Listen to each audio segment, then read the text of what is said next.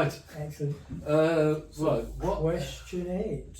Oh yeah. No, I looked at this. What age range is typically used for diagnosing ADHD? Well, you see, it's like everything, isn't it? The question is fine, but it's the ramifications, isn't it? Yeah. So I think I thought it was 7 years upwards. It says 6. It starts at 6. Does it? But some places will say 7. Which then sort of leads to, well, you're not ADHD until you're 6 or 7, which is, we know, is rubbish. Well, I mean, there was one little girl, fantastic. Oh, do you know those comfort cats, cuddle cats, the blue ones? Yeah. These are a cat. I don't think we got one here, have we? No. And they're a cat, and they got little squidgy bits and zips to shut, and sort of you can put your hands inside, and there's feely kind of bean bags in it and stuff. They're great. And they're for ADHD, and it's a therapeutic toy.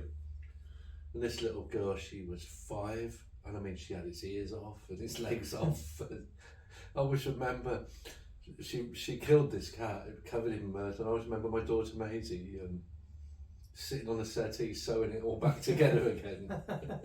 You know, and the message came. So I did the observation. The message comes back to say, no, we're not diagnosed until she's 7. I'm going, come and look at her. Just spend 5 minutes looking at this child. You know, we're not, and I'm laughing about it now, but we're not doing anyone any favours by waiting. No, I don't think we are. And I had to ask the question because I was thinking, well, if you can see that this particular person is struggling, and it's really very obvious that it's ADHD or it looks to be have that symptom, let's get the interventions in place straight away, whether they're 2, 3 or 4. But I asked a psychiatrist actually, I said, why do you have to wait until you're 6 at least years age before you're diagnosed?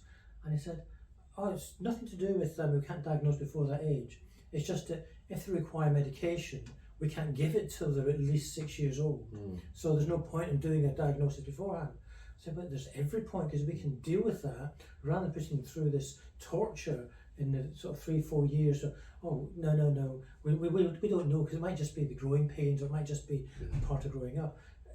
As you say, in some circumstances, it is so blatantly obvious, let's call it what it is, rather than waiting. And best advice, gather information as early as you like. Keep gathering them. If your child's in nursery, preschool, whatever, keep gathering the information so that when you do submit everything, you've got a history. Yeah.